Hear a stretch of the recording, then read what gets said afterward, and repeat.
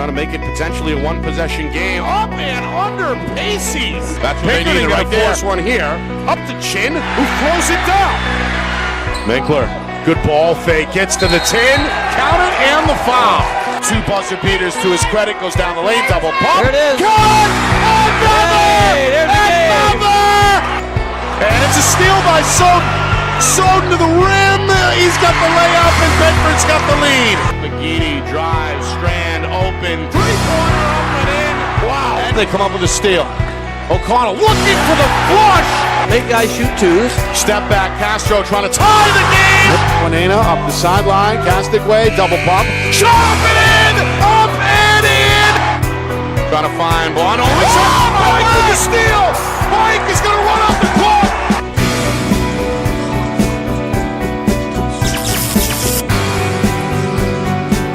Well, hello everyone, and welcome here to Exeter.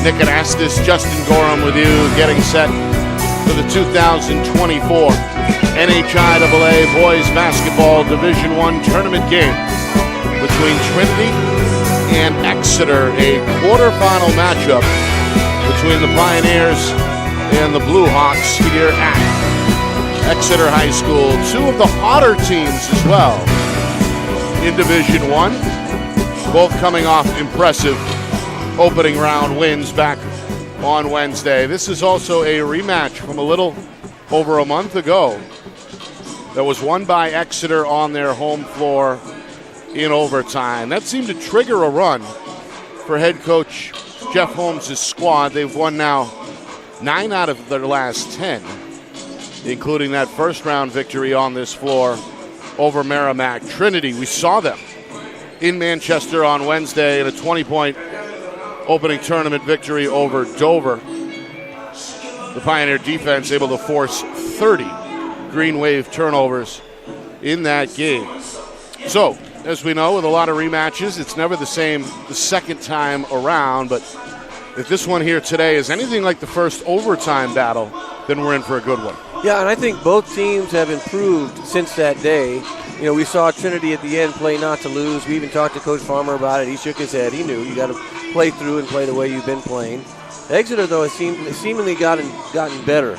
Brady Rogers not only just shoots the three, but he attacks the basket. He's been rebounding. He's been a standout for them. And Trinity being short without Kevin Doherty, who averages about 14 points a game, takes away 14 points. But then you get Torres, who's really picked it up. Ellis picked it up.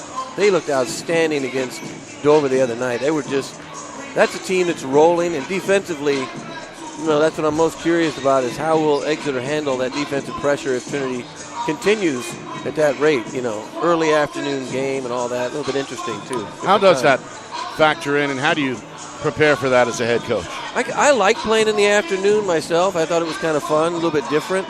The kids aren't haven't been sitting around as much all day long, just kind of waiting for the game to start.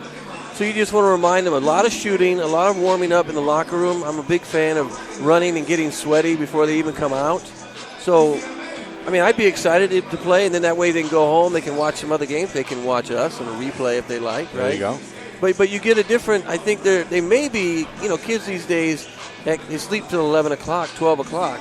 So you got to get them up a little bit earlier, maybe get them up around 9 or 10 and say, okay, let's wake up. But, again, they won't be sitting around. They're going to be ready to go and fired up for a late afternoon game like they play in AAU. They're always playing these afternoon games, and they go all day. So I think they're going to be ready. I think they'll be fine with the afternoon, but still a little bit different. You know, a little bit, see how they start off. Do they start off a little slower, fast? We'll see how they start. Well, players to watch, you already mentioned both of them, but Tavon Ellis, 4-year starter, the senior for Trinity, is the captain, and really a force on defense that can guard all 5 spots. And then for Exeter, Brady Rogers, boy, when he gets hot, look out. So what does it come down to this afternoon? What are some keys both ways here as we close in on the national anthem? I think turnovers. I think turnovers will be the biggest deal here, and whether or not Trinity gets that extra person to step up. Will it be Ellis to step up offensively? Torres, who's been great as a freshman, for goodness sake. Will he step up? Dunker, great. But who from Exeter is going to step up and help Rogers out and be that extra 10 to 15 points you need to win? All right, when we come back, Starting lineups, national anthem, and then game time at the bottom of the hour for this quarterfinal matchup between Trinity and Exeter. You are watching our Friday Night Lights New Hampshire Game of the Week, presented by Beals Insurance. Our broadcast today, as it always is brought to you by Beals Insurance Agency, with locations now in both Bedford and Londonderry. Whether you need home, auto, or business insurance, Beals Insurance will get you both the price and quality coverage that's right for you. Just call 603-471-9999 or visit BealsInsurance.com to request a free quote and start saving money today. Again, that's BealsInsurance.com. The New Hampshire Tomahawks promote the highest level of club lacrosse competition, not just in the state, but in the country. Looking to get recruited? Director Chris Cameron keeps an open dialogue with the nation's top college lacrosse coaches. Over 400 New Hampshire Tomahawks alumni have played at the college level, including the ACC, Big East, Big Ten, Ivy, NESCAC, NE10, and more. New Hampshire Tomahawks coaching staff has over 100 coaches, including current high school, varsity, and college coaches. The Tomahawks offer training for players of all ages, clinics, camps, and leagues, along with spring, summer, and fall elite teams. So play with the best. The New Hampshire Tomahawks, showcase and development for college lacrosse. Visit NewHampshireTomahawks.com and girls.nhtomahawks.com. How can you reach your team's fundraising goals at no risk and no cost? MG Sports offers a variety of products to make your team's fundraiser a success. Their products include tickets and discount cards to hundreds of local businesses. MG Sports now has a digital platform where athletes can raise funds in the comfort and safety of their own home. So become another athletic program like Bedford, Goffstown, or Memorial that sets fundraising records every season. MG Sports, fundraising made easy. Visit mgsportsfundraising.com to start raising money for your team today. First, for the Pioneers of Trinity High School. At guard, a 5'11" sophomore, number 1, Jamar Gregory Allen. At guard, a 6'1" senior, number 2, Devon Ellis. At guard, a 5'8" junior, number 13, Sean O'Neill. At guard, a 5'10" junior, number 14, Ellen Dunker. And at forward, a 6'3" freshman, number 23, Jordan Torres. The Pioneers are led by head coach Ray Farmer, and he's assisted by Ryan Gauthier and Tyler Kelly. And now for the Exeter Bluehawks. At guard, a 6'2" senior, number 4, Brady Rogers. At guard, a 6' junior, number 11, Nate McNiff. At forward, a 6'3" junior, number 12, Nick Greco. At forward, a 6'1" senior, number 15, Dylan Whalen. Center, a 6'7" sophomore, number 23, Jack Thibodeau. The Bluehawks are led by head coach Jeff Holmes, and he's assisted by Tom Kutcher and Chris Passmore. Our officials for today's game are Mr. Kyle Averill, Mr. Antoine Thomas, and Mr. Kevin St. Ange. At this time, we ask that you please rise and remove your hats for the playing of our national anthem.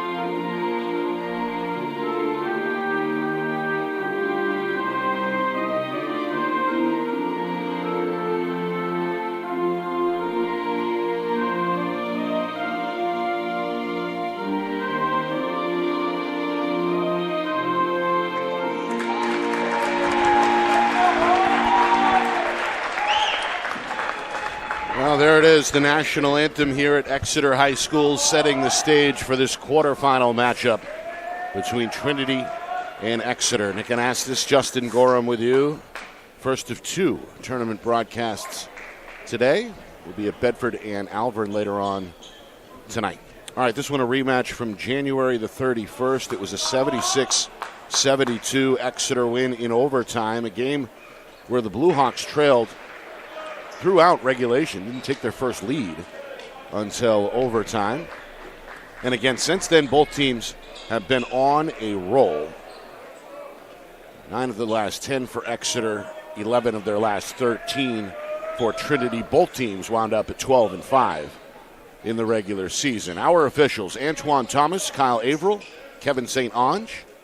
Exeter in the home whites will head right to left in this first half. The Pioneers in their road red will counter left to right. This one slapped around a few times before Rogers collects in the backcourt off the bounce, and Exeter has it. As we are underway here on the Seacoast, the winner will take on top-seeded Pinkerton. The Astros advanced earlier today with a 101-83 win over 8th seed Nashua South. Here's Rogers between the legs, but a double dribble is called, and Exeter turns it over on their opening possession. That's a lot of points, just going back, a lot of points for Pinkerton on the first playoff game against a Nashua South team that was pretty good. I mean, that's a big win. Well, Jackson Marshall, the senior for Pinkerton, eclipsed the 2,000-point mark for his career in that win over the Purple Panthers.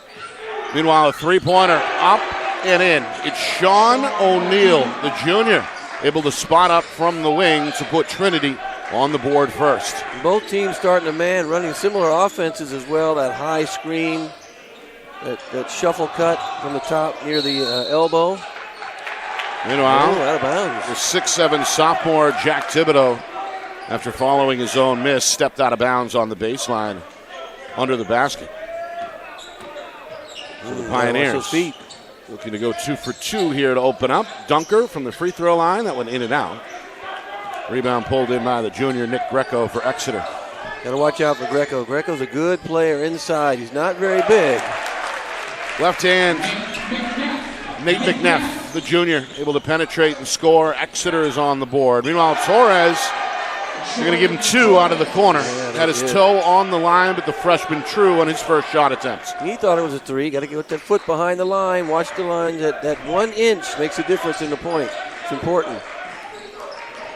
Trinity opening up in a man-to-man defensively. We saw that zone trap work so well against Dover back on Wednesday night. Meanwhile, a foul is called here on the defense. It's the first foul either way, and it comes just over a minute and a half into this first quarter. You know, Trinity can't afford to get in foul trouble. They only have, or they're dressing, 9 players today, up from 8 the other day, but foul trouble could be an issue if they're not careful. It's the first on Evan Dunker. Inside, Greco trying to go up strong, draws a foul. Yeah, he's tough inside. 6'3", the junior. Part of a talented class for Coach Holmes. Meanwhile, Torres is hit with his first and Trinity's second team foul. So Greco to the free throw line. Exeter, they are back to full strength, by the way. Dylan Whalen, who did not play last week in the regular season finale, he was out sick. He is back and in the starting lineup for Exeter.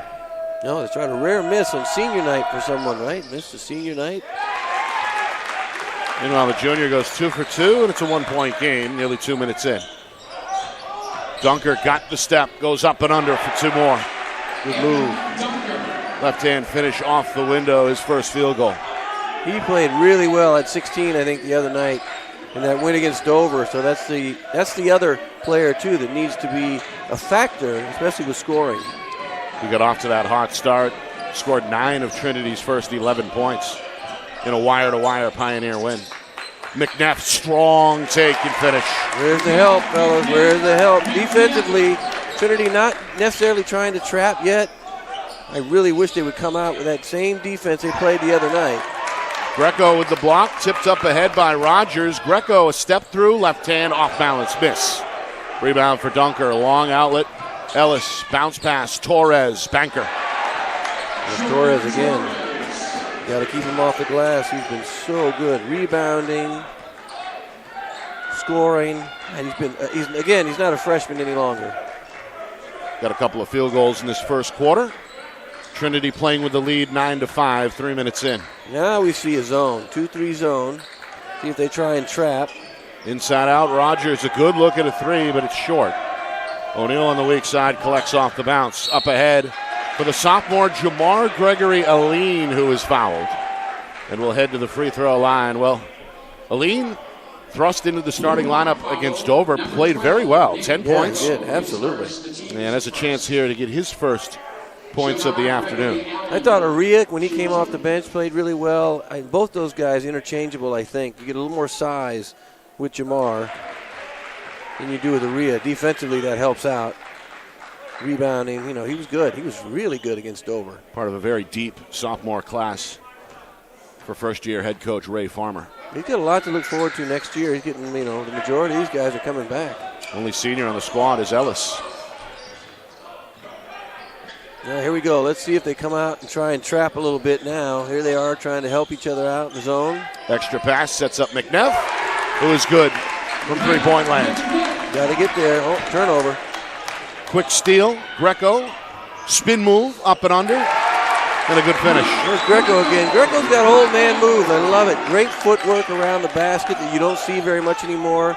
Up and unders, lots of pump fakes. Takes advantage of those moves that you don't see too often anymore. Exeter takes their first lead. Three-pointer off target out of the corner, but there's O'Neal in the mix for the putback. Fortuitous rebound on the tip. O'Neal with 5 points early. Whalen tipped it to him by accident. Midway through this first quarter. Trinity back in front by a point for the moment. Exeter looking to retake the lead. Thibodeau out of the trap finds Rogers. McNeff, little stutter step. Thibodeau in the corner is ready. Line drive miss. Ball tipped, weak side, and there's Jamar Aline for the rebound. Dunker thought about it, puts it on the deck, hangs, had it partially blocked, collects his own miss. Torres, the trailer for three. Up and in. Good look, Torres, outstanding again. Trailer, got to be ready on the trailer. Offensive rebound by Dunker and a good pass out. Torres, 7 points. Meanwhile, McNeff looking on the drive and dump, had it tipped out of bounds by Ellis. And it will stay here. Coach Holmes going to go to the bench for the first time. Going to take his sophomore center, Thibodeau, off the floor. It's a little smaller. As we get a first look at Jack Cartwright, the 6'1" senior guard. One jack for another one. The other one, 6'7". Lose a little bit of height. Meanwhile, Whalen lost his balance, but a kick ball is called against Trinity. Oh, you know how I feel about the kickball. Let's see, intentional kickball. Let's take a look. One of Justin's pet peeves here. Looks like it went off the shin of Dunker. The whistle came. Interesting. Meanwhile, quick two, Whalen. His first bucket of the afternoon. Got to try and score in the out of bounds. Love it. 2-point game as we move inside of 3 minutes first quarter. Ellis one-on-one on the baseline. Goes middle. Rises. Can't get the friendly roll. Tough shot. Rebound McNeff. Exeter a chance to tie or take the lead. Cartwright, McNeff, eye on the rim, puts it on the deck, trying to shake off O'Neal. I do think Ellis needs to be aggressive offensively from the get-go here. Not wait, don't hesitate, just go. Well, Rogers, a weaving shot that goes off the window. His first two. Exeter's leading scorers tied the game at 15. Again, he's taking his game to the next level. When we saw him earlier, all he did was shoot threes. Now he goes to the basket. He rebounds. He's become a really good passer. His game has evolved. Ellis got the step and is fouled. Good help defense, just a foul. Knocked down hard, landed a little awkwardly on that right wrist, but his help to his feet and looks okay. A little elbow bang on the floor. Good help defense, right? You got to help, got to communicate. A couple times people have gotten beat and there's not been any help. Help there, stay on your feet. Right? Don't try and block shots, stay on your feet. Well, you can see Ellis banged his right elbow there, trying to shake it off at the free throw line. He's about as tough as they come. Told us the other night, looking to continue his football career next year at the NCAA level. Yeah, curious to find out where he decides to end up going, or what his what his choices are as well. I'd like to know what those are. Going to get his first point here. Have a quick word with his teammate O'Neal. Built like a linebacker. Got that one, 2 for 2. And again, Trinity with a 2-point lead. We get another look at this zone press here from the Pioneers. Here's where we see action. Got to get traps. Got to make sure you try and force one way, get him to turn, get a steal from the backside. They did such an incredible job the other night against Dover, turning. There it is. There's a turn, almost. If you're going to go for it, though, you better get it. Underneath Cartwright, good ball fake, but nobody home on the weak side. McNeff keeps it in bounds. Oh, they got lucky that time. Trying to spike it off the foot and turns it over. There it is. Dunker the other way. Torres for 3. Short. Rogers on the board. Good look for Torres. No look pass. Whalen spins and scores. Oh, tough shot. 360 underneath the basket. Whalen with a couple of buckets. We're tied at 17. Here's Derek Aurelia for 3. He does not need to get warm. He just checked in. His first shot attempt is true from the corner. Right off the bench. No need to warm him up. Got to guard him. 3-pointer. Deep. Long rebound. Ellis up ahead for O'Neal. Off the bounce pass. Is going to get to the rim and draw a foul. O'Neal will always attack aggressively. He's not very big, but he's super aggressive when he attacks the basket. No fear of the big fellas inside. Number 15, Dylan Whalen, that's his first. Foul is on. Whalen is first. And already the 4th team foul here against Exeter with inside of a minute to go in this first quarter. It's a good crowd here on a Saturday afternoon. Folks continuing to file in. The Trinity fans made the short drive east from Manchester. And, of course, the Exeter fans filling in the near side of the bleachers. Good to see Bishop back. He was hurt the other day out, and good to see him just checking the game. It's Connor Bishop, the sophomore. O'Neal goes 2 for 2. Productive first quarter for the junior as he's got 7 points. Pioneers fall back at a 2-3. And the lead is 5, largest lead either way. As Exeter looks to make it a one-possession game. Got to take that middle away, that high post away if you can. Cartwright catching fire. 3-pointer from the wing won't go. Dunker collects off the tip. His 3rd rebound. Up ahead, Aurelia across the lane for Torres, trying to locate it. Back out for Dunker. Back inside for Torres. Nice pass. Wait a minute, that's good, smart play. Dunker could have shot that, but he saw his teammate under the basket wide open for the 2-footer. How about 9 points for Torres? Trinity by 7. Final 10 seconds, first quarter. Exeter looking for the final shot. Zone. Bounce pass, broken up. Rogers ends up with it. High arcing 3, won't go. And that will do it for the first quarter. A back and forth affair for the first few minutes. Pioneers open up their largest lead at 24-17 after 1. Exeter looks to counter. When we come back, we're watching 2024 NHIAA Boys Basketball Division I Quarterfinal. Right here on Friday Night Lights, New Hampshire, presented by Beals Insurance.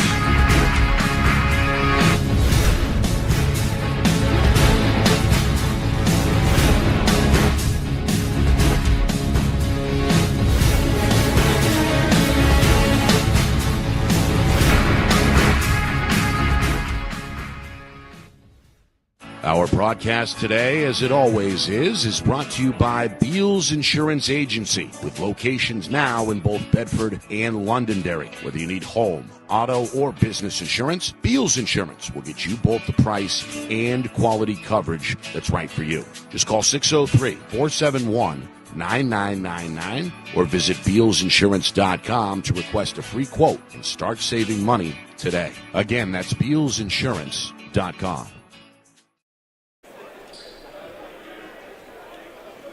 The start of the second quarter here in Exeter. Trinity with the basketball on a 7-point lead. Nick Anastas, Justin Gorham with you.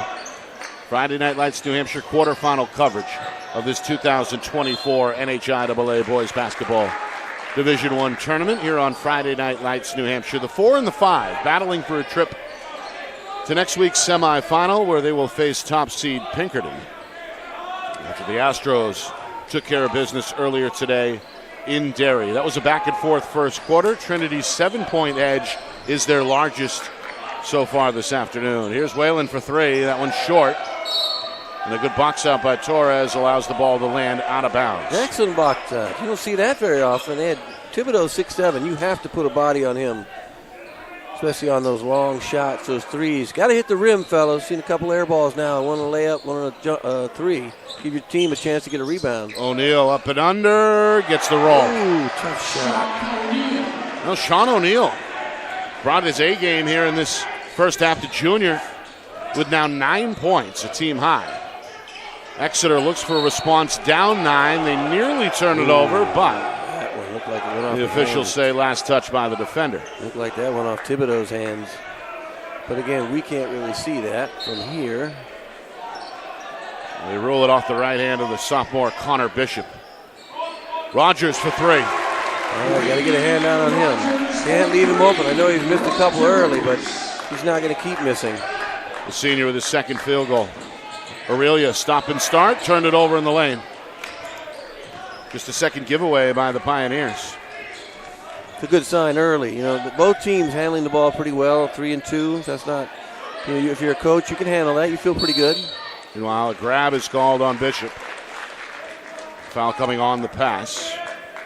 First foul, either way here in the second quarter. Thibodeau's got to get down to that box, just above the box, not so far out. That's his first. You can get an easier shot at the basket if you're just above the block down low instead of coming out so far, unless you plan to turn, reverse pivot, and attack the basket one-on-one that way off the dribble. Meanwhile, Bishop and Dunker will sit. Gregory Aline and Ellis return for Trinity. That time. This one tipped. Bounce pass. And turned over. Bounce pass, Nick. Turnover right? number 4 for Exeter. Got to throw that bounce pass. Gregory Aline, left-hand drive, finds Torres in the corner. Freshman can't connect. Good look, though. Good look. Wide open. Good look. Cartwright able to pinch down for his first rebound. Blue Hawks down by 6. They've trailed most of this first half. Spin move, Greco. Wraparound bounce pass is waved off. It's a travel. Slid that foot. Jump stop. Slid the foot. Gotta make sure he jumps off on 2 feet. Back-to-back giveaways by the home team. Yeah, lifted that back foot up on the pass. Had a lot of travel calls this year. That's been, you said at the very beginning of the year when we first started, point of emphasis. You picked up on it. Exactly what we've seen. Great move by Ellis. Able to freeze the defender and go off the glass for his first field goal. The 4-year starter extends Trinity's lead to 8 for the first time, 28-20. We're back in a man. And they played well in man so far today, too. Their zone they haven't used quite as much as they did the other night, but their man defense has been pretty good. There's a mismatch. Inside, Greco trying to spin out of trouble. They're going to wave it off. It's a travel. Yep. And that's got the Exeter fans upset. No, he traveled. You can see it. His feet shifted him around a little bit on the spin. Take a look on the replay. You'll see it. There it is. Lifted that foot up. Yep. Did it kind of quick. A lot of refs will miss that. You won't see that. But now, guess what? We have 3. 3 pretty good ones as well. Antoine Thomas, Kyle Averill, Kevin St. Ange. Won a lot of games over the years. No, this one poked out of bounds and turned over. Rogers had that. He probably, you know what, in that case, he bumped it. He could have picked it up and grabbed it and not advanced the ball. As long as he doesn't advance it, you should be able, if you fumble it like that, you can pick it up. You just can't go anywhere with it. Meanwhile, Coach Holmes wants to talk it over. Timeout Exeter. Our broadcast brought to you by Beals Insurance. Locations in both Bedford and Londonderry. Whether you need home, auto, or business insurance, Beals Insurance. Get you the price and quality coverage that's right for you. Visit BealsInsurance.com. Also by MG Sports Fundraising. That's fundraising made easy. MG Sports Fundraising is the official fundraising partner of Friday Night Lights New Hampshire. Visit mgsportsfundraising.com. Start raising money for your team today. And finally by the New Hampshire Tomahawks Showcase and Development for college lacrosse. Visit nhtomahawks.com and also girls.nhtomahawks.com. Nick Anastas, Justin Gorham with you. First of 2 broadcasts here on Friday Night Lights New Hampshire. Hit the subscribe button. We'll be over in Bedford later on to see the defending D1 champs play host to Alvern. Hit the button. Quarterfinal doubleheader here on the first Saturday in March. It's an 8-point lead for Trinity. They played with the lead most of the way. Largest margin has been 9, trying to eclipse that mark here. Three-pointer short from Gregory Aline, and a rebound collected by Greco. They've been doing a lot of the dribble, penetrate, kick out, finding open shots. McNeff can't connect. Offensive rebound for Harry Conway leads to another Exeter giveaway. Pioneers starting to force some turnovers here in this second quarter. O'Neal is going to draw a foul in the lane. Yeah, almost got away with the travel. Got lucky, got bailed out with a foul. First Exeter team foul. Comes with just over 3 minutes gone in the second quarter. McNeff is hit with his first. Let's see if Trinity tries to score on the inbounds. Exeter's playing man, so this is the opportune time to get good screen, get open. Look for a shot in the corner on a screen down. There's a shot, not there. Meanwhile, Whalen jumps into the passing lane, knocks the ball loose, body's on the floor. It's Rogers who emerges and draws a foul against Ellis. Got him on the grab from behind, maybe a little push. Number 2, Devon Ellis, his first. So Ellis, the senior captain, picks up his first foul. Take a look at that foul. I don't know about that one. He must have got him with a little shove. Sold pretty well by Rogers. Got to sell it. Let's take a look on the turnover. A little bit of a nudge there, and then you see the reaction from Rogers. Lower body bump. Sneaky. 28-20. Exeter trying to make it a 2-possession game. 2-3 zone again by Trinity, trying to trap the wings. Cartwright for 3. That one halfway down and pops out. Dunker on the glass with a game-high 4 rebounds. Pioneers looking for a 10-point lead. O'Neal got the step and 2 more. Somehow he manages to get that shot off. Being only about, 5'6", 5'7", he finds a way to get the shot off. It's the first to double figures on either team with 11. Trinity with a double-digit lead on the board for the first time at 30-20. Exeter winners of 9 of their last 10. Hoping to figure it out here on this trip midway through this second quarter. Having a little trouble just sort of generating offense, getting good looks. They're not really getting many defensively. Again, Trinity doing a really good job. Got a foul here. This may have been away from the ball. I think when on the pass into got a grab against Gregory Aline. Number 1, Javon Gregory Allen, that's his first.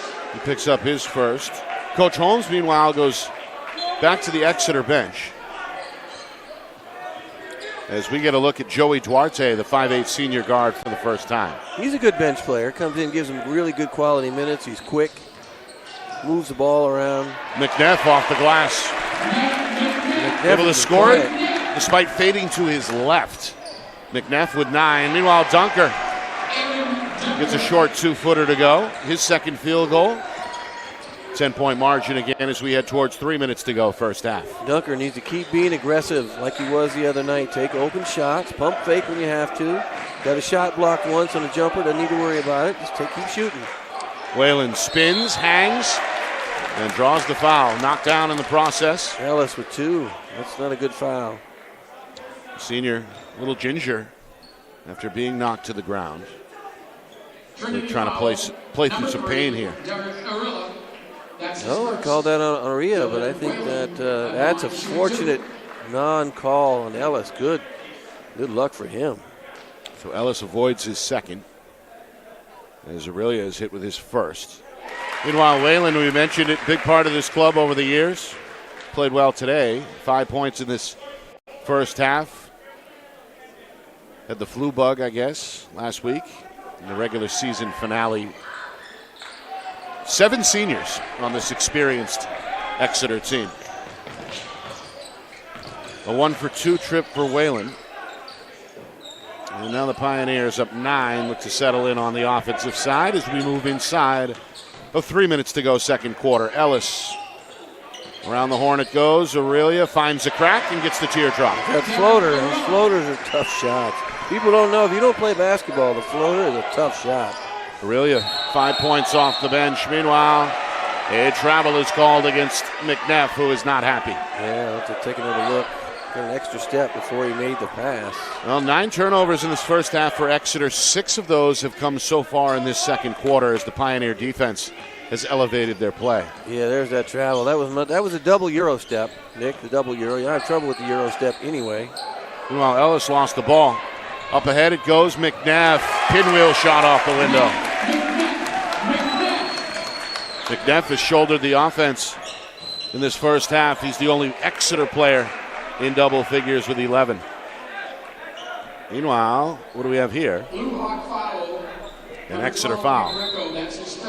Nick Greco picks up his third, so early foul trouble for the junior. I'm surprised they left him in with 2. There's a lot of time left in the quarter or the half. Coach Holmes going to dip into the bench again. Conway, after a brief appearance earlier, returns, replacing Greco. Seems like Whalen too came out. He's breathing hard, like he might be winded from that virus or that sickness he had recently. Take its toll, being ill can take its toll, especially this time of year. Thibodeau has returned, 6'7" sophomore for Exeter. Ellis long two. Won't go from the baseline. This one batted around, out of bounds, and back to the home team. Tough shot. Not a bad look, though. Ellis had a good open three-point look. My angle looked like it was going in.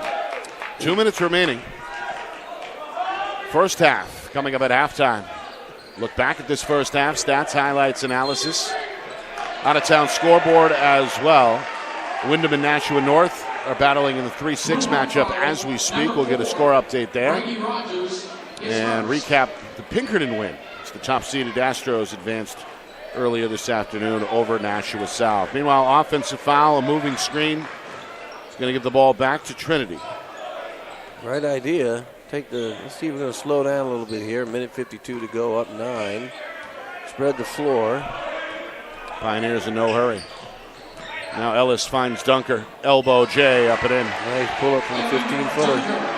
Love the 15-footer. I like people still take it. It's a good shot. Dunker has looked good. 6 points, 5 rebounds in this first half. He needs to continue to be aggressive offensively. He's rebounding well. Offensively, he's a really good shooter. Got to be aggressive. McNeff finds Cartwright. Back to McNeff. Trying to shake off Aurelia. Got away with another travel there. Step in the feet. Pioneer faithful. They wanted to travel. Oh, bailed out. And Rogers going to head to the free throw line for the first time. That was a tough shot. So Gregory Aline is hit with his second.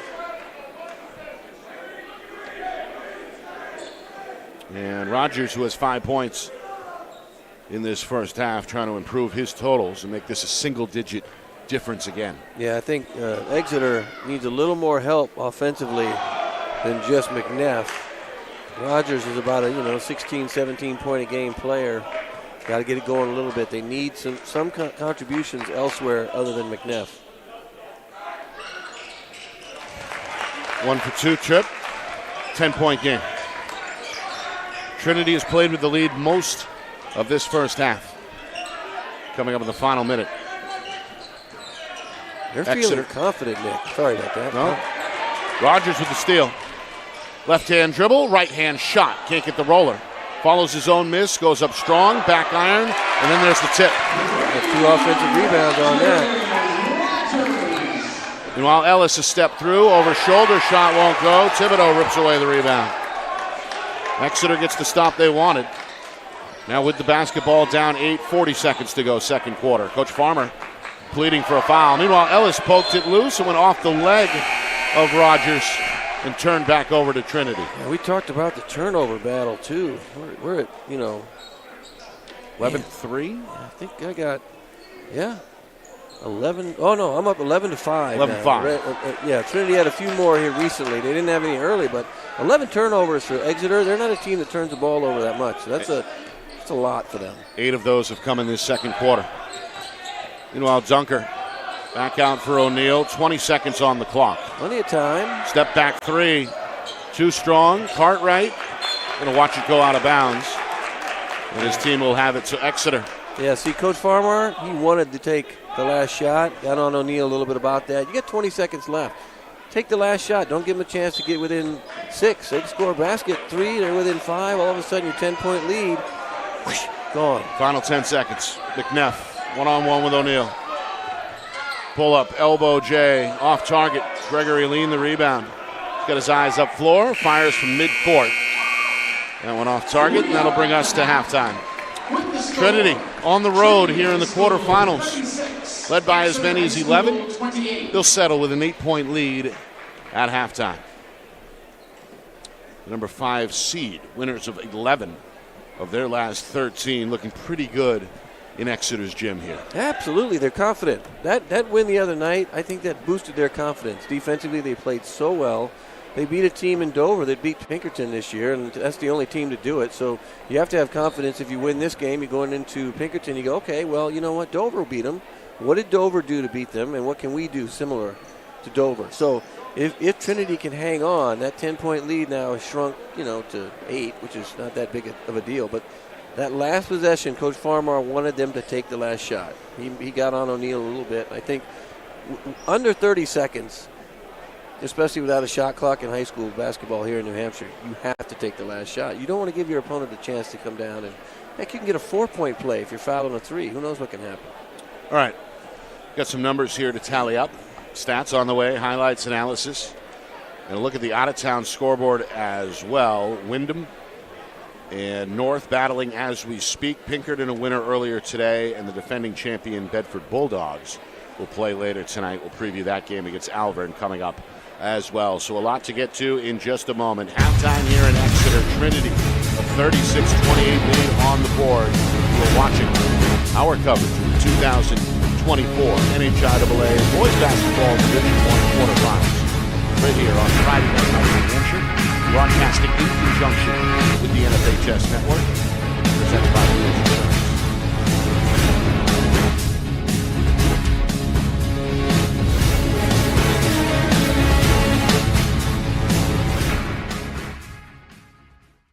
Our broadcast today, as it always is brought to you by Beals Insurance Agency, with locations now in both Bedford and Londonderry. Whether you need home, auto, or business insurance, Beals Insurance will get you both the price and quality coverage that's right for you. Just call 603-471-9999 or visit BealsInsurance.com to request a free quote and start saving money today. Again, that's BealsInsurance.com.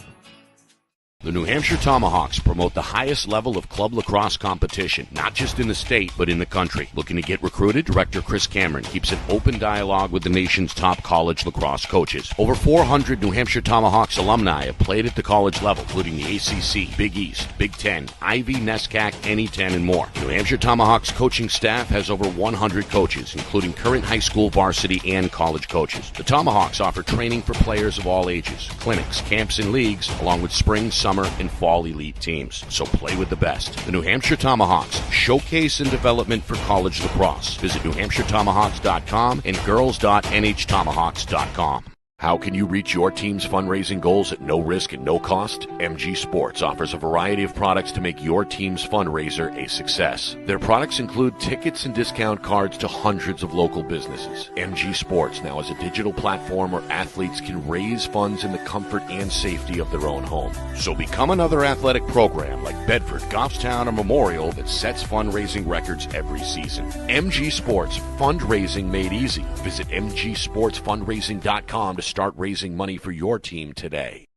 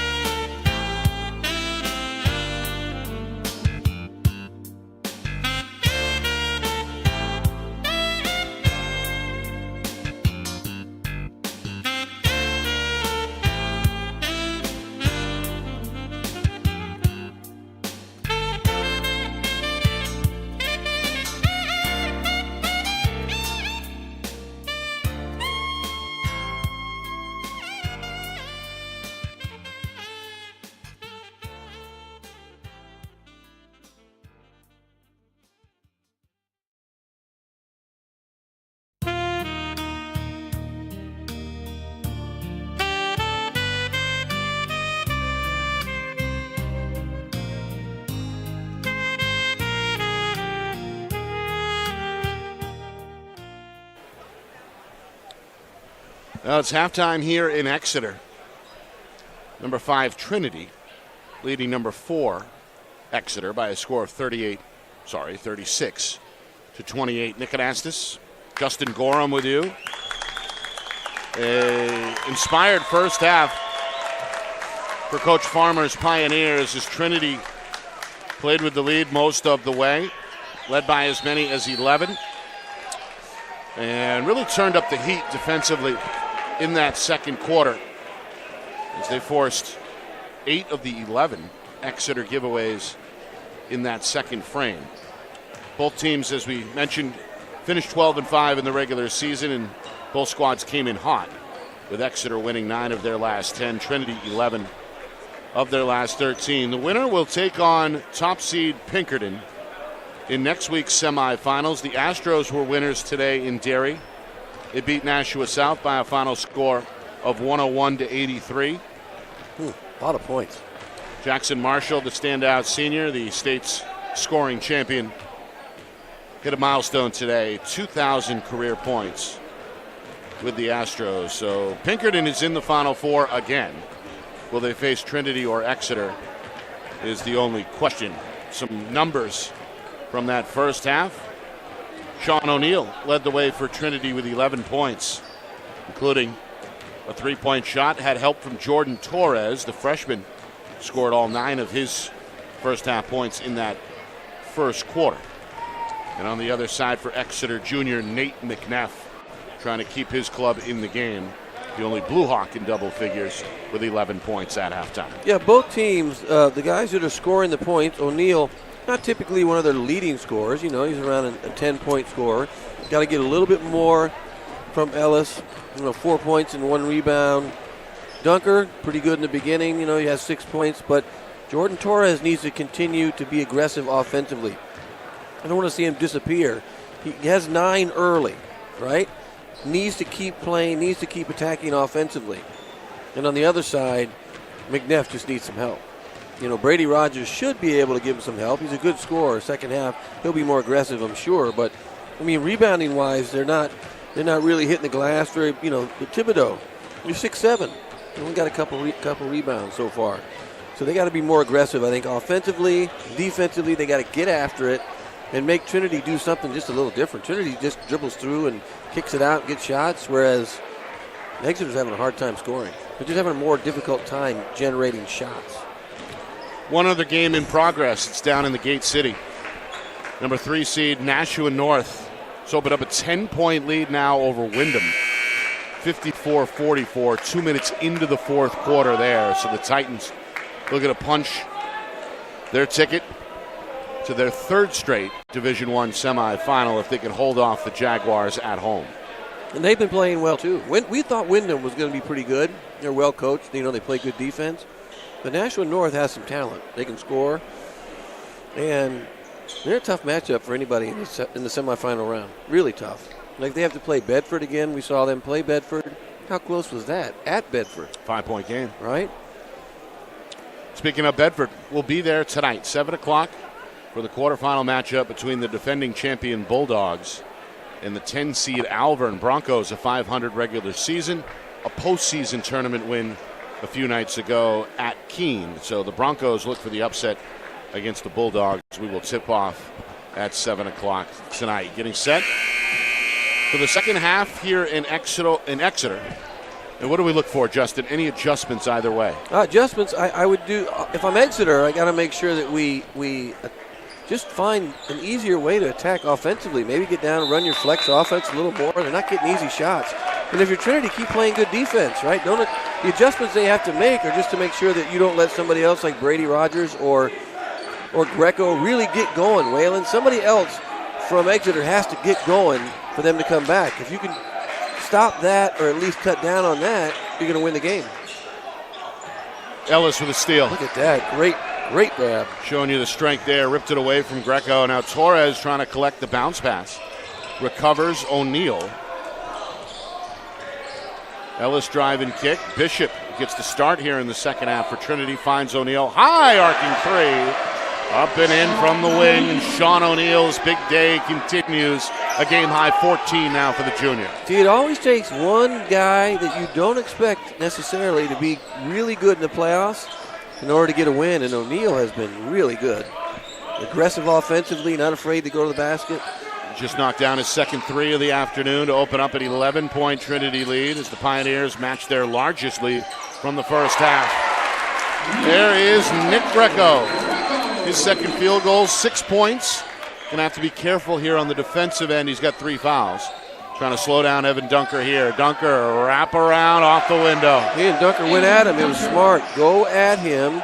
Get him in foul trouble. He has to sit down with 4. And then the second takeaway of this third quarter leads to a turnover the other way. And a three-pointer for Brady Rogers. You don't want to see him get hot. At 8 in the first half, he's the second Blue Hawk to double figures with 11. O'Neal, that is a tough shot that won't go. Rogers, the rebound, is 5th. We're going to power out. Left-hand drive, hang, and a foul as he's knocked down hard under the glass.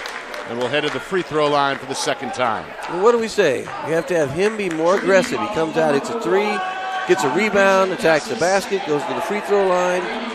He's their leading scorer. He needs to continue to be aggressive if they're going to win this game. Bishop hit with his second foul. First team foul either way, nearly 2 minutes in third quarter. Rogers gets the roll and is now 2 for 3 at the free throw line this afternoon. Meanwhile, a little confusion here on the substitution for Trinity. Coach Farmer is going to take Bishop off the floor and go a little smaller here with Derek Aurelia, who played well in the first half, 5 points off the bench. The miss is tracked down by Thibodeau and kept here at this end for Exeter as they're down 7. Whalen to the rim. Can't get it with the left, and then a jump ball is called in the lane as Thibodeau and O'Neal are tied up. With that rebound to Torres battling inside. At least Thibodeau, though, is being more aggressive on the glass, trying to get rebounds, getting offensive rebounds, kicking them out. 2 minutes gone by, second half, a 7-point game. The Exeter fans come alive here, trying to cheer on the home team.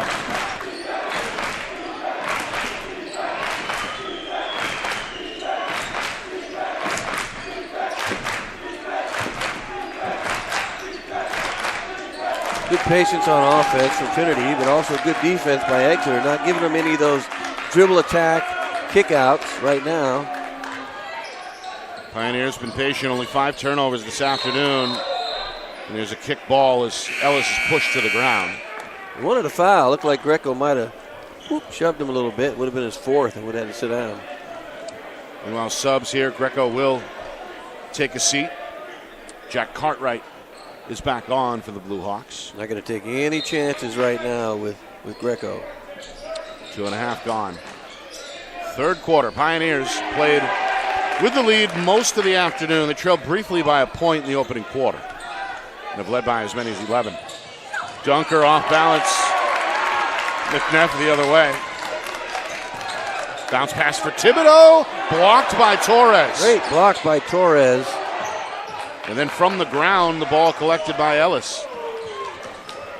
O'Neal for Torres for 2 more. That's it. Got to see Torres be active on a nice pass by O'Neal, second half. Torres in double figures with 11. Got a Press from 3-on-1. Trinity. Exeter a 3-on-1. Thibodeau, good ball fake and finish. Nice pass. 3-on-1. Got to score on a 3-on-1 every time. And nearly a steal the other way, but Dunker recovers.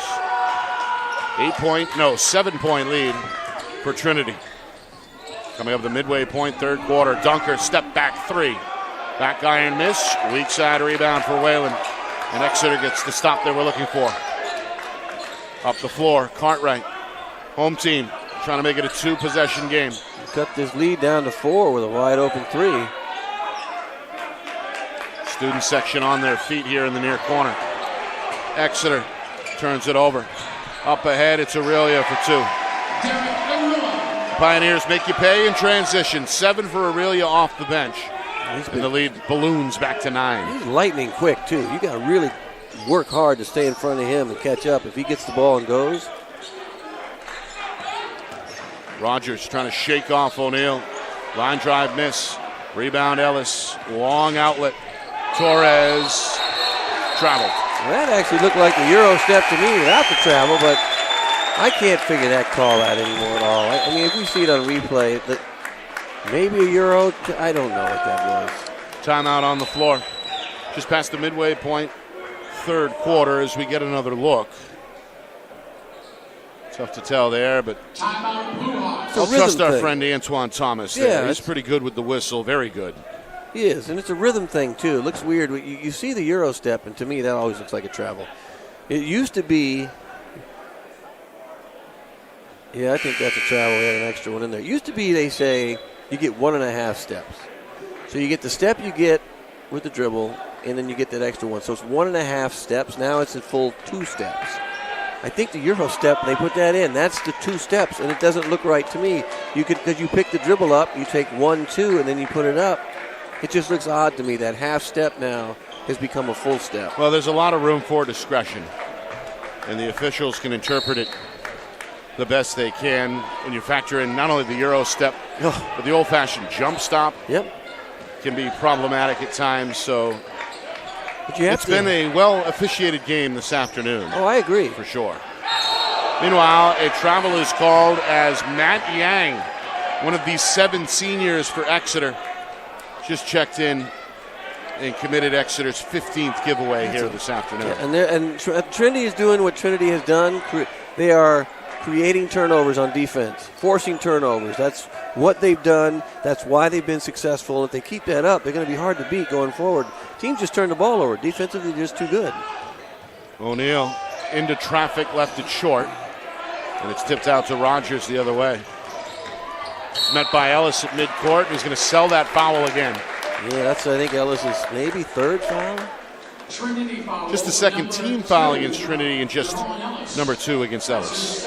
2nd foul. Okay, that's good. 2nd foul. They need him in the game. Comes with just over 3 minutes to go in this third quarter. Here's McNeff. Led the way with 11 in the first half. Looking to score for the first time since, and he does with a teardrop in the lane. That floater again. The lefty with 13, a team high. Trinity maintaining that 7-point lead. Torres for Aurelia, closed out by Yang, but fouled on the dribble drive. Little bit of a push. Got to watch his feet when they go to the basket. They switch feet. Just the first team foul against Exeter. Matthew Yang, that's his first. Not much there. Actually pretty good defense for the most part. Just got to cut him off. Get some help.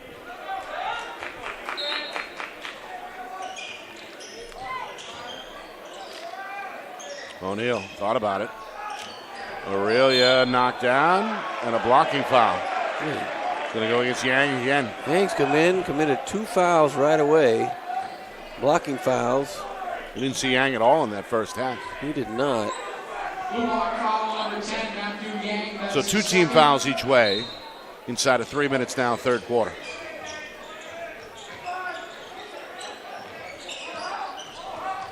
Exeter still playing man. Coach Holmes ready to go back to the bench with his 6'7" sophomore set to return. Meanwhile, Ellis got the step. And that 6 was points where, for the senior. Sorry about that. That was where Yang should have stepped up and helped out when Ellis beat everyone to the basket. Some poke loose and stolen. O'Neal wants a timeout, I believe. Any signal for a timeout? We got a whistle, and now, yes, we will get a stoppage here and a smile from Coach Farmer. Yeah, Coach Farmer, with just over 2 minutes to go. He didn't want a timeout. He got a timeout, but he didn't want a timeout. Our broadcast today brought to you by Beals Insurance. Locations in both Bedford and Londonderry. Whether you need home, auto, or business insurance, Beals Insurance will get you the price and quality coverage that's right for you. Visit BealsInsurance.com. Also by MG Sports Fundraising. That's fundraising made easy. MG Sports Fundraising is the official fundraising partner of Friday Night Lights New Hampshire. Visit mgsportsfundraising.com. Start raising money for your team today. And finally, by the New Hampshire Tomahawks Showcase and Development for College Lacrosse.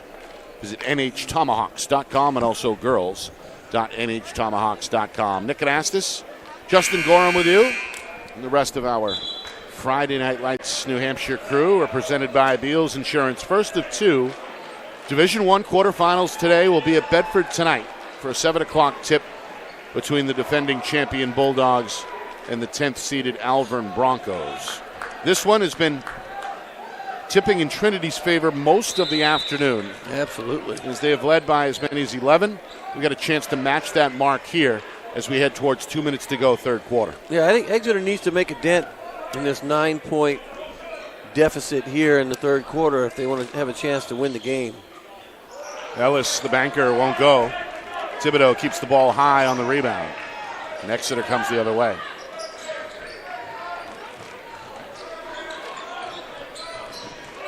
Either denying Rogers the ball, not letting him get open, easy looks at the basket. Look how far out the offense is, too. You're going to have to attack from that far out. Rogers runs into Ellis, and it's an offensive foul. He was waiting, and that's a tough charge. That hurts. We've seen him do that repeatedly over the years. And Rogers trying to force it. Get behind like that, and you're not scoring the points you normally score. You're going to try and force some things. Rogers with 2 fouls. He's trying to sell that one, too. It's Exeter's third team foul. 90 seconds to go, third quarter. Coach Farmer's got something in mind here. He wants a clear out, I think. Ellis. Trying to go at Greco, who has 3 fouls. I'd go at Greco. Just go at him. Whoever's guarding him, go at him. Pretty good defense there from Greco. Forced Ellis to give it up. Now it's O'Neal back to Ellis. 16-footer. Tipped. Aurelia, double pump. No. Ends up out of bounds, but will stay here. Aurelia with a... Aurelia has given his team a lift off the bench. 7 points. Saw him in double figures in the win over Dover. Scored 10. Part of that very short rotation for Trinity. They're underhanded. Of course, Kevin Doherty, their leading scorer on the season, on the sideline, expected to miss the postseason with a knee injury. He's in street clothes today. But as you mentioned earlier, some of those younger role players really stepping their game up, including Derek Aurelia. Yeah, we haven't seen Jamar Gregory-Lane in the second half yet either. Ellis, I think, traveled. Yes, he did. Yeah, he did. Took a little hop. We talked about the jump stop. We've talked about the jump stop actually a lot. And that jump stop on 2 feet, right? 2 feet, you step wrong. You got to make sure that way if you jump stop that 2 feet, you have a choice of pivot feet. You jump stop whatever foot hits first, that's your pivot foot. Good pass. Thibodeau to Greco. Little high-low there for Coach Holmes. Greco's been quiet since he's been in foul trouble. Very quiet. Crowd back into it. 7-point game. You know, this shot blocked, but a whistle first. Might be a goaltending call. Might have hit the ball on the way up if we had. Let's see what they're going to call. Coach Farmer is upset. Meanwhile, the clock continued to run as well, so they're going to have to add some time here as we get a look at the replay. See if Thibodeau touches the ball. It goes off the glass, and then that's a goaltend as far as I'm concerned. Should be.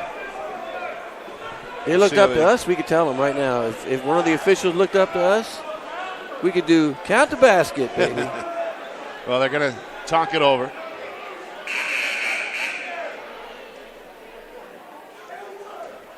Both coaches going to take the opportunity to huddle their teams up for a quick word here with 20 seconds on the clock. But again, I think they're going to add some time here.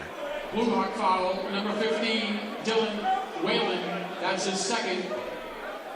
Now they're going to hit Whalen with the foul. The question is, was it on the floor before the alleged goaltend? I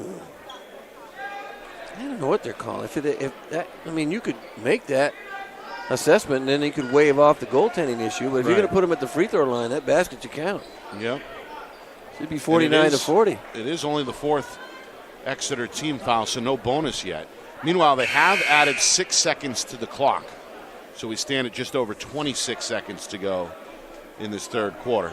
Trinity leading by 7. Free throws coming for Devon Ellis. So the outside official, there's 2 outside officials. Neither one of them saw the goaltend. I mean, you got to watch. You got to watch your area. You're up top. You got to watch that's your area. The outside officials got to see the basketball up there. Meanwhile, Ellis, very good free throw shooter. He's 3 for 3 today. Gets 7 points in this one. That was senior trying to extend his career one more game. Couldn't get the roll, but the dunker on the board. Ellis, wild up and under. Tracked down by Bishop in the corner. Whoa. And now a timeout is called by Trinity. So that's the second charge timeout against the Pioneers here in this third quarter. It'll stop the clock with 19 seconds. So I think Coach Farmer is thinking of the last shot here with his club up by 8. With 19 seconds, they made that mistake earlier, and O'Neal got a few choice words for him. So I would imagine you take it down to about 10 to 9 seconds and attack the basket that way. Well, you don't give Exeter a chance to get another shot off. I mean, we know that it should be a goaltending. It should be 49 to 40, maybe 50 with that extra free throw. But, I mean, sometimes you miss them. It's just hard. Sometimes you think with 3 officials, how are you going to miss that? But it's a pretty clear goaltending call. Hopefully it doesn't come to haunt anything, right? That extra 2 points doesn't haunt Trinity at the end for some reason. Pioneers have kept Exeter by and large at arm's length, led by as many as 11 and trailed by only a point in the opening minutes. So here we go. O'Neal looks at the clock, down to 10 seconds. He's guarded here by McNeff. Turns on the Jets, goes down the lane, and draws a foul. Well, they rely on him to go to the basket. Must be some confidence in his quickness to get there. He has played well today. He's the game's high scorer with 14 points. A chance to add 2 more here with an even 6 seconds remaining. McNeff commits his second team foul. That's also the 5th team foul against Exeter. He does find a way to get there. He is deceptively quicker than I think we can tell from up here. Him and Aria are very quick. Yep. Now we see a lane for the first time here in the second half. Good idea. Maybe put him in for defensive purposes so that Ellis doesn't get in another foul or could prove problematic as we come down the stretch. O'Neal 3 for 3 at the line today, make it 4 for 4. 6 seconds, 10-point game. Wow. Called a foul in the backcourt on that. They did a nice zone press. One of the rare times they've pressed. Did not see much there. A little bump maybe, but wow. I think Coach Farmer okay with it.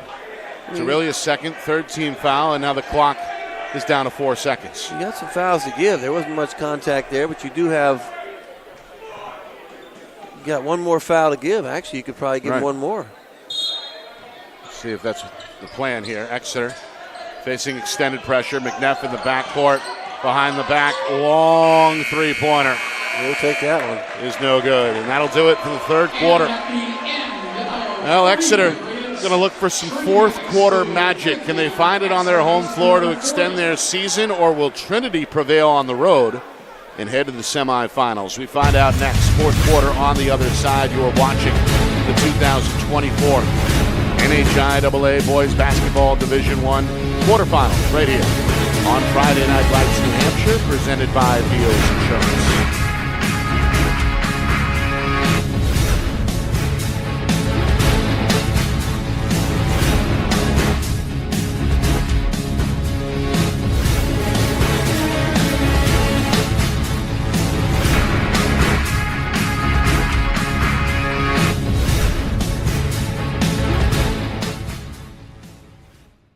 Our broadcast today, as it always is brought to you by Beals Insurance Agency, with locations now in both Bedford and Londonderry. Whether you need home, auto, or business insurance, Beals Insurance will get you both the price and quality coverage that's right for you. Just call 603-471-9999 or visit BealsInsurance.com to request a free quote and start saving money today. Again, that's BealsInsurance.com.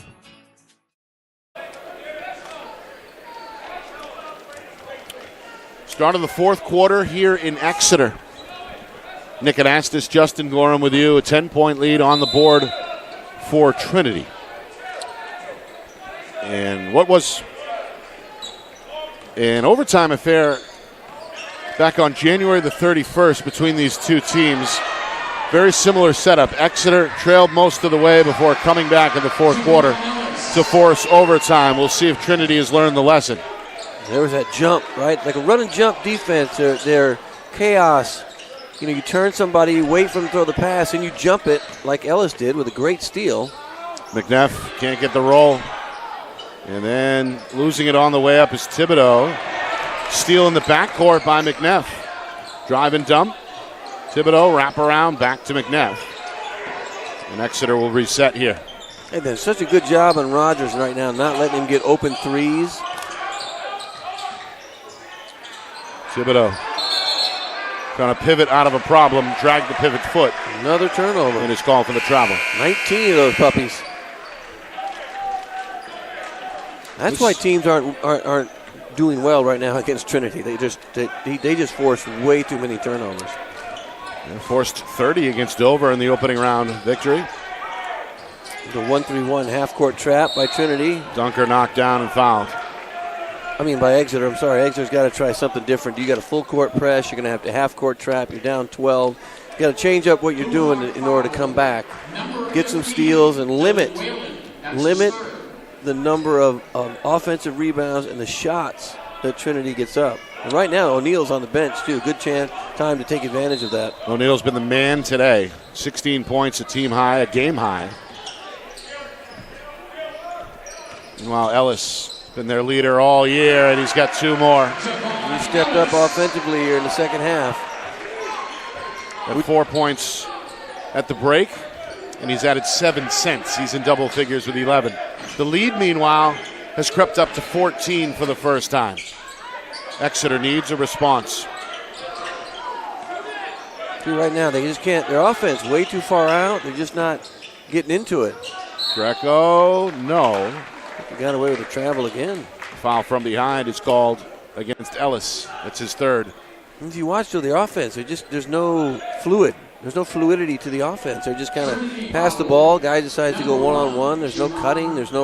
Guys are standing around a lot. You can't stand, right? Movement is key on offense.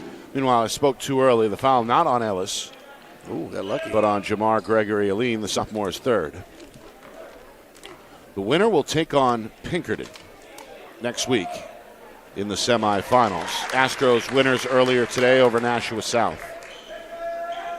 That's one half of the bracket. The other half, North, had a lead in the fourth quarter at last look over Wyndham. That game still in progress. We'll get an update after the game. And then, of course, Bedford, the number 2 seed, the defending champ. They're in action later tonight. We'll be there as the Bulldogs play host to Alvern. Meanwhile, Greco can't convert. Rebound for Bishop. This one tipped out of bounds. The others getting loose balls. Trinity's just been everywhere. Rebounding, loose balls. Offensively, they're getting open looks and easy shots. More subs. Bishop, Gregory-Aline will sit for Trinity. So the 5 in red now, Aurelia, O'Neal. The inbounder, Ellis. The freshman, Torres. And Evan Dunker. And this has been their most effective group right here. The group that's on the floor has been the best. O'Neal for 3. Off the rim twice. Ellis an offensive rebound, but a whistle coming on the rebound. And a foul here against Exeter. Second team foul against the Blue Hawks. Comes less than 2 minutes into this fourth quarter. It's on Whalen, and that is number 4 against the senior. Ellis underneath. Aurelia for 2. Nice pass. Aurelia 9 points off the bench. 15 is the bulge.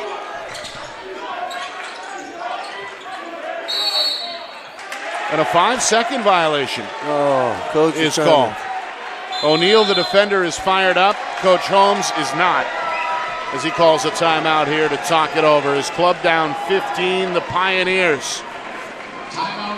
You get a hand from their student section who made the trip from Manchester.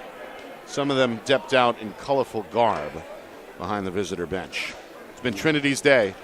Pioneers came in winners of 11 of their last 13. They played with the lead most of the day. And frankly, at least to this point, have looked like the better team. Yeah, right now, Exeter just can't find any kind of flow. offensively at all. They're not getting easy shots. They're turning the ball over.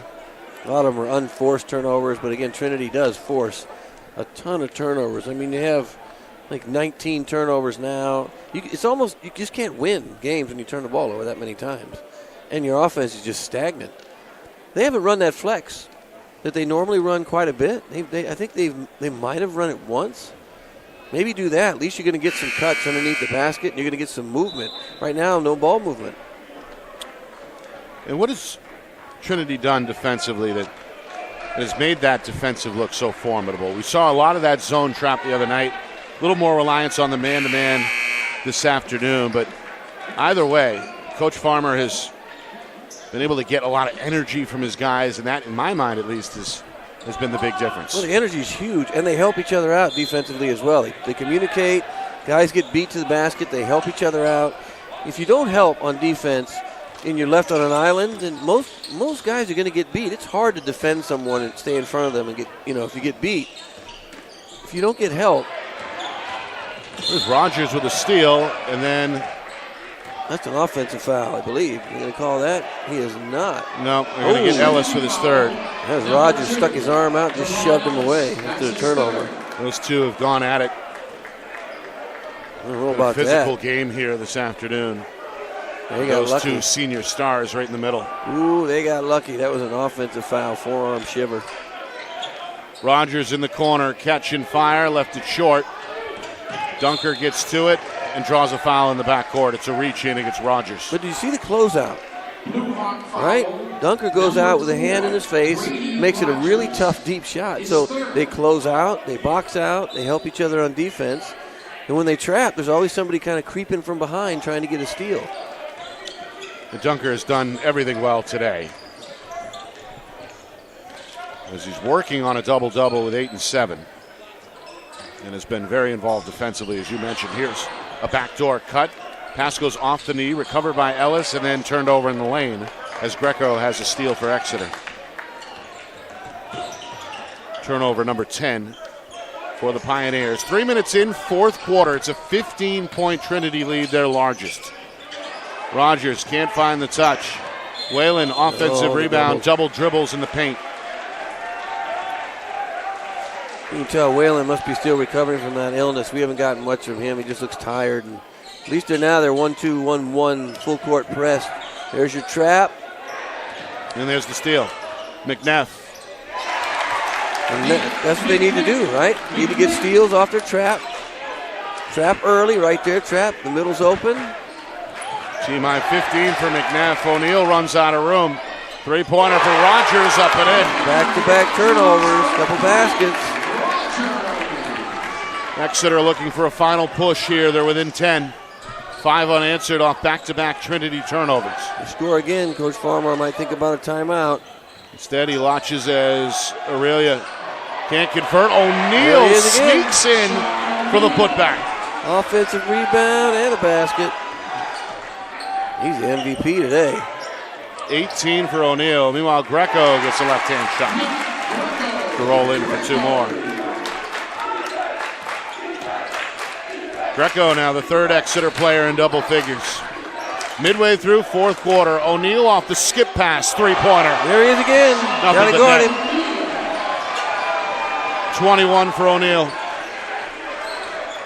Pioneers with breathing room up 13 again. That's stacked down to 11 after number 11 gets it to go off the window. One more coming. The junior lets out a scream after that one. You know what, though, Nick? You can't keep trading baskets. If you trade baskets, you're not going to win. You got to make sure you get stops. Like they did. 2 turnovers in a row, 2 baskets in a row, cut the lead down. Still, you're 13. Meanwhile, they just hit 11. Ellis with his 4th foul. That's big. McNeff has played well today. 11 in the first half, 7 more since, including that made free throw. Now we either have a clock issue. It's a minute ago. It keep changing the score. Well, right now we've got it 61-51. So the press so far has been effective for Exeter here in the fourth quarter, but they're going to run out of time if they don't. There's the trap. Inside of 4 minutes. Pass tipped. O'Neal collects. Goes up the floor to Torres, finds Ellis, who finds it off the window. Nice play. Don't lob the ball. Ellis with 9 of his 13 in the second half. Meanwhile, Rogers finds Cartwright. Three-pointer is way off out of the corner. And here comes Dunker at full speed.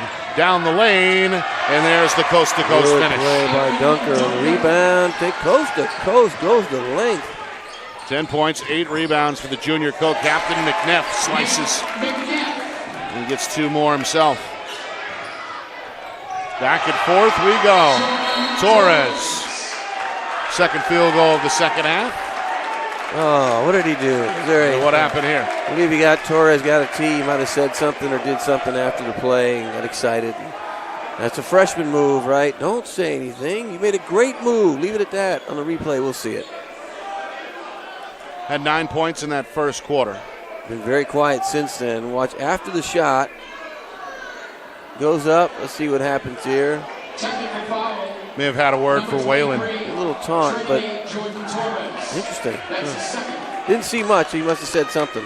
Antoine Thomas, the official at midcourt, blew the whistle emphatically there to hand out the technical.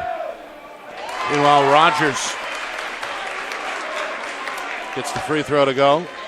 Usually not the time to make that mistake, though, Nick, right? That becomes a possible 5-6 point play depending upon what happens with the ball, right? So you get 2 free throws. What if he hits a 3? It's a 5-point play. What if he hits a 3 and gets fouled? There's 4. And all of a sudden it's 59-67, 58-60. You know, you can't make those goofy mistakes and talk. So the door still open. 12-point game, Exeter ball. But they're starting to run out of time. We're inside of 3 minutes. Greco in the post. Spin move, left hand, no. Tip by Whalen, no. And there's O'Neal on the glass for Trinity.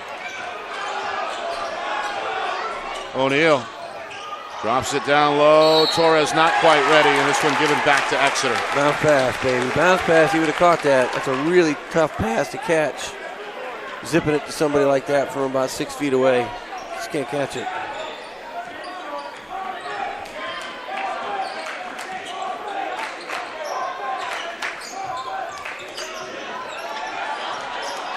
O'Neal out of the pack with the steal. He's been everywhere. Great O'Neal pass. for No Torres. look. The no look. That was a nice diagonal pass. Ellis got a few assists today. He does. He look away, threw a nice pass. Coming up on 2 minutes and a steal at midcourt. Dunker to the rim, left it short with the left hand. Ooh. And then it's last touched by Ellis, and it goes back to Exeter. Dunker with a nice takeaway on that shot before it went up. Got to finish those. Meanwhile, Trinity doesn't get back, and Rogers makes them pay. And that leads to an immediate full timeout called here by Coach Holmes to stop the clock with just over 2 minutes remaining. 12-point game. It's a lot to come back from in 2 minutes. 69-57. Coming up after the game, we'll speak with the winning head coach. Right now, that is slated to be Coach Ray Farmer, who always gives us some good stuff. First-year head coach. Seems like a long-time veteran, at least with the media. And he's got his team on the verge of another Final Four. If Trinity advances, it would be their 3rd trip to the semifinals in the last 4 seasons. That's a big deal. You know, most teams, you know, I don't know if they expected that from Trinity. You lose your, 20-point per game scorer, right? He made him go. Bike did last year, and now they're doing it with. This is a team situation. This is not a one guy doing something and making them good. This is a team situation, team defense, team rebounding, team scoring. It's always somebody different that leads them in scoring. And they're very young as well. You have, of course, Devon Ellis, the 4-year starter, but after that, a lot of sophomores, juniors, and freshmen. Later tonight, we're in Bedford. Alvern at Bedford, the defending D1 champs. Looking to get to the semis. They can take care of the number 10 Alvern Broncos. That's a 7 o'clock tip coming up tonight here on Friday Night Lights, New Hampshire. Out of the timeout. Exeter with the press. No problem for Trinity. Ellis runs into the defender. There's no whistle. Aurelia, trying to stay in bounds, is fouled along the baseline. We had the ref nearest that didn't make a call. Now we got a pushing foul. Looks like it's going to stay here. Wait. We're shooting free throws. Well, nobody happy after that whistle. You saw the Pioneer bench up in arms. They wanted a flagrant foul, and they may have just gotten it. They did. Was there a two-handed? I didn't see a flagrant foul, though. Was there a two-handed, really hard push on that? That was certainly what Coach Farmer was lobbying for. They get the foul on Rogers, his fourth, so that's big as well. We get a look here, kind of wrapped up, and oh no, there was no intentional foul there. Didn't look like it from that angle. No. Meanwhile, both teams are up against the limit with 14 fouls. Oh, I thought that was the fifth coming up there. Well, no. so it looked like they cleared the lane and we were going to see free throws. Now they're saying it's a regular variety foul on the floor. Oh, I thought maybe they were going to just go to his tipped out of bounds or Ellis looking good there. He has elevated his offensive game just as you called for in this second half. 11 of his 15 since halftime. Rogers from way downtown. Trying to keep his team alive, but they're still down 11. Final 90 seconds. Beautiful bounce pass from Dunker to Torres. That was a good press break. Good 17 for the freshman. Rogers, tough shot. Three-pointer won't go. Offensive rebound, Whalen. Lost it to O'Neal, who's fouled at midcourt. Blue Hawk foul, number 4, Brady Rogers. That's his And that will do it for Brady Rogers, the senior. But a spectacular campaign this year. He's going to bow out here. In what is likely his final game, he's going to get a standing ovation from the home fans here in Exeter. They got him for 22, so he played well. I mean, it was a quiet 22. They're down. They're really, they're trading baskets, so you can't trade baskets, but not a bad effort for his last game as a senior. Speaking of 22 points, Ooh. O'Neal matches the mark with the free throw. And one more gives him a game-high 23. I wonder what his career high is. 6 for 6 at the line. McNeff, Duarte, Cartwright never quite had it. Taken away by Dunker, who's got himself another steal. Up ahead to Torres, to the rim, no. Ellis to follow, yes. Rebounding, scoring, what he needed to do to win. 19 and 5 for the senior. 3 for Duarte, won't go. Another board for Dunker, his 9th. And we're inside the final minute. Trinity's largest lead is on the board at 77-60. Bounce pass, O'Neal left it short with the right hand. Duarte the rebound the other way. Finds Whalen, long 2 from straight away. Back iron miss, high in the sky, tipped out to Cartwright. And that leads to another 3 for McNeff. Final 20 seconds. See if Exeter wants to foul, they will. Yeah, a little too late. Too late for that. 14-point game. Game over. Refrigerator doors closing. Coming up, Coach Farmer will join us for a live post-game interview as Trinity gets set for another trip to the semifinals where they will take on top seed Pinkerton. That will be a rematch from just a couple of weeks ago. Oh, that's right. We were in Manchester for that one. Didn't go well last time for Trinity. It was a 20-point final score difference in the end, but they're playing differently, though. They're playing a little bit with a little more fervor than they did before. Meanwhile, Aurelia, how about back-to-back double-digit performances off the bench? 10 the other night in the win over Dover. 10 more today after that 1-for-2 free throw. Exeter runs out of time. They get 2 from Cartwright, his first of the afternoon. But in the end, it's Trinity's afternoon as they're going to capture a 78-65 win in the quarterfinals here in Exeter and end the Blue Hawks season. It's just the second loss in the last 11 tries for Exeter. But this one almost a wire-to-wire win for the Pioneers, led by as many as 17. And for the third time in 4 years, they will be playing in next week's semifinal. Going to be a tough one for them, though, at Pinkerton. That's going to be a tough game. Now, you know how that place is. Playoff time, we saw them against Bedford. That place is rocking. It's going to be at a neutral site. Oh, that's right. Which that's is right. yet to be Semifinal. Oh, I wonder where they're going to play that. What do you think?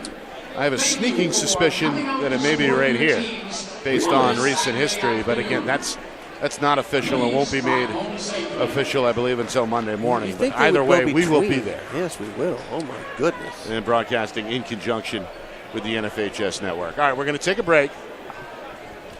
Our on-site engineer, John Barron, is down on the floor somewhere, hoping to locate Coach Farmer. So we'll get the first-year head man on with us when we come back, plus stats, highlights, analysis, and an out-of-town scoreboard for you as well. Post-game in this postseason tournament coming up next. You're watching our Friday Night Lights New Hampshire Game of the Week, presented by Beals Insurance. Our broadcast today, as it always is brought to you by Beals Insurance Agency, with locations now in both Bedford and Londonderry. Whether you need home, auto, or business insurance, Beals Insurance will get you both the price and quality coverage that's right for you. Just call 603-471-9999 or visit BealsInsurance.com to request a free quote and start saving money today. Again, that's BealsInsurance.com. The New Hampshire Tomahawks promote the highest level of club lacrosse competition, not just in the state, but in the country. Looking to get recruited? Director Chris Cameron keeps an open dialogue with the nation's top college lacrosse coaches. Over 400 New Hampshire Tomahawks alumni have played at the college level, including the ACC, Big East, Big Ten, Ivy, NESCAC, NE10, and more. New Hampshire Tomahawks coaching staff has over 100 coaches, including current high school, varsity, and college coaches. The Tomahawks offer training for players of all ages, clinics, camps, and leagues, along with spring, summer, and fall elite teams. So play with the best. The New Hampshire Tomahawks, showcase and development for college lacrosse. Visit NewHampshireTomahawks.com and girls.nhtomahawks.com. How can you reach your team's fundraising goals at no risk and no cost? MG Sports offers a variety of products to make your team's fundraiser a success. Their products include tickets and discount cards to hundreds of local businesses. MG Sports now has a digital platform where athletes can raise funds in the comfort and safety of their own home. So become another athletic program like Bedford, Goffstown, or Memorial that sets fundraising records every season. MG Sports, fundraising made easy. Visit mgsportsfundraising.com to start raising money for your team today. All right, 78-65 is the final. Trinity a winner. Pioneers back in the semifinals for the third time in 4 years. First year head man Ray Farmer joins us after an impressive victory on the road here this afternoon. Coach, we were talking off air a moment ago.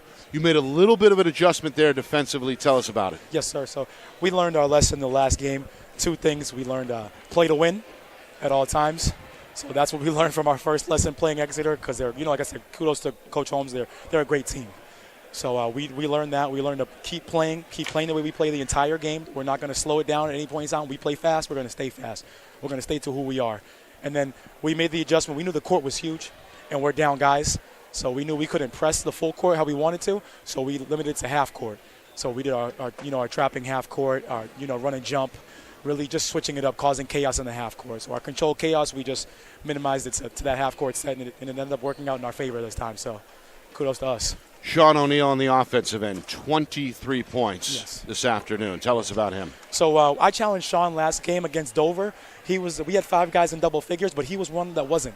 So he only had 7 points for us last game, and I told him for us to win this game, he has to get in double figures. He has to start headhunting for his shots after he initiates offense. When the ball comes back to him, we need him to be as aggressive as possible. And I think he played great. And kudos to him. That's the reason why we won. Those points coming from him was huge. So. And then, of course, Evan Dunker does a little bit of everything, does it all well. Yes, sir. As he, by my stats, a little shy of a double-double with 11 and 9, but very disruptive defensively, good passer, high IQ, etc. Yes. There's a reason, as a junior, he's a co-captain, right? Yes, sir. And that's exactly it. With Dunker, it's just been challenging him to lead by example. I challenged him in the beginning from the jump of the season to be our secondary defensive stopper. I told him, I was like, if Devon doesn't get, mentioned for defensive player, you should. So I was like one of the two, and that's what we did. And he's really taken on that role of being the guy that we need somebody to be stopped on the other team. We put Dunker on him, and we put him on Brady tonight, and he did a heck of a job on Brady. Yeah. Really kudos to him not really staying home and staying with a game plan of not helping, because it's unconditional in your mind sometimes, or unconscious to help, but you can't help off of Brady. He's too good, so he really did a great job of just staying attached to him at all times, and we did well. Well, you had 5 guys in double figures again, which is huge, and then O'Neal stepped up, and Torres played well again as a freshman, but defensively you're really pushing the offenses way out. So they're starting at the volleyball line or out. Is that the goal, to try and keep the offense high, start them way away from the basket? Exactly. So my philosophy was if we push them out, we'll get that second pass, and if we don't get the second one, we'll definitely get the third one, because that rotation will be in our favor with a long pass. So the more we push it out, we'll have a longer pass. We can rotate and either get at least if minimal a trap, if not a steal. So that was our goal, to just disrupt them enough to make them utilize the longitude of the court, and then put it in our favor so we can get those backside steals. And it worked. We had a bunch of good back taps, just a lot of deflections. Devon, is always Devon on that backside, so that always helps with him being our anchor of our defense. And then Dunker doing his job all night. So yes. So a few less traps today than I think at Dover. Dover was incredible. Yeah. That was incredible. You trapped everywhere. The court's a little smaller. Mm-hmm. So now you move forward, and you're going to have to play a team that's a little bit bigger. Are you going to continue to play that way, you think, defensively, or are you going to mix it up a little bit? Oh, we're mixing it up. Yeah, we're definitely going to mix it up next game. It's going to be a different game plan on that team. They have Jackson Marshall. Yeah, they're Jackson Marshall, so we're gonna figure something out. Yeah. But, we're going to definitely keep it quiet. But you'll see us. It'll be a whole different game, whole different team. It's going to be fun. I look forward to it. Coach, appreciate it. Thank you, as sir. As usual. Thank you. Good luck next week. Congratulations, Coach. Thank you. Trinity head coach Ray Farmer taking a young team, very young, having them progress throughout the season, and now winners of 12 of their last 14, playing their best basketball of the year. Yeah, and they're playing different. They're differently than they did earlier. They, like you said, they learned. Don't play not to lose. You're playing to win throughout. Right. You're just going to keep attacking. You get all these different guys, 5 guys in double figures. Rebounding-wise, Dunker comes in, like you said, I think, 11 and 9.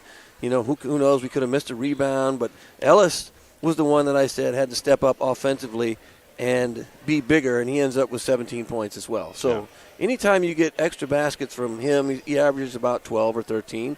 But if he gives you 17 defensively, he's so good, help-wise.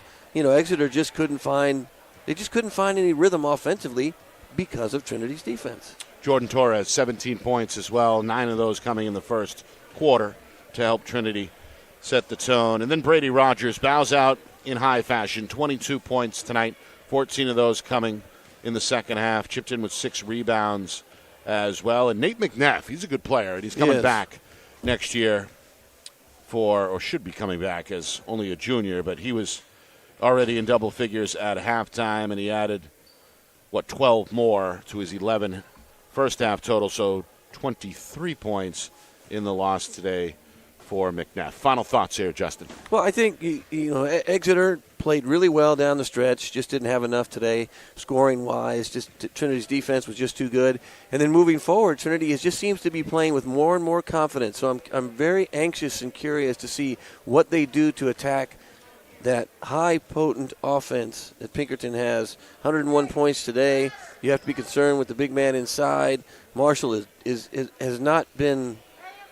No one's been able to stop him. You can't even contain him at this point. It's like, maybe we can't stop him, but we'll try and contain him. We haven't been able to do that, contain him either. So what do you do defensively? I know what I would do. It'd be interesting to see what Coach does just going forward. It's going to be a really tough matchup for them. But, man, I'm tell you what, they have a chance because of the way they're playing defensively. Yep. It'll be fun. I look forward to it. All right, we're just getting going here. On Friday Night Lights, New Hampshire, we will be in Bedford tonight for a 7 o'clock tip between the Bulldogs and the Alvern Broncos, the defending champion. Bedford Bulldogs hope to advance to another semifinal. But Alvern, they've been sneaky good, especially as of late.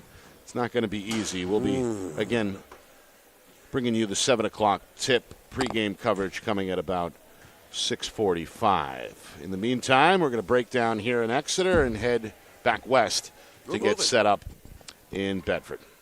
All right, I want to thank Coach Ball and his staff here at Exeter, his top lieutenant, Rusty, helping out John with the setup. Appreciate that, especially on short notice. Always good to come here to Exeter and work with Coach Ball and his staff. John Barron, mentioned him earlier.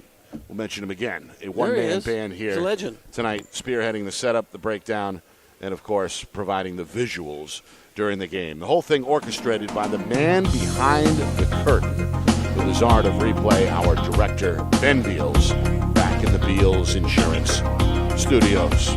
For executive producer Steve Beals and my partner, Justin Gorham, my name is Nick Anastas saying so long. Final score, final time, Trinity 78, Exeter 65. This has been a presentation of our Friday Night Lights New Hampshire Game of the Week Tournament style, presented by Beals Insurance.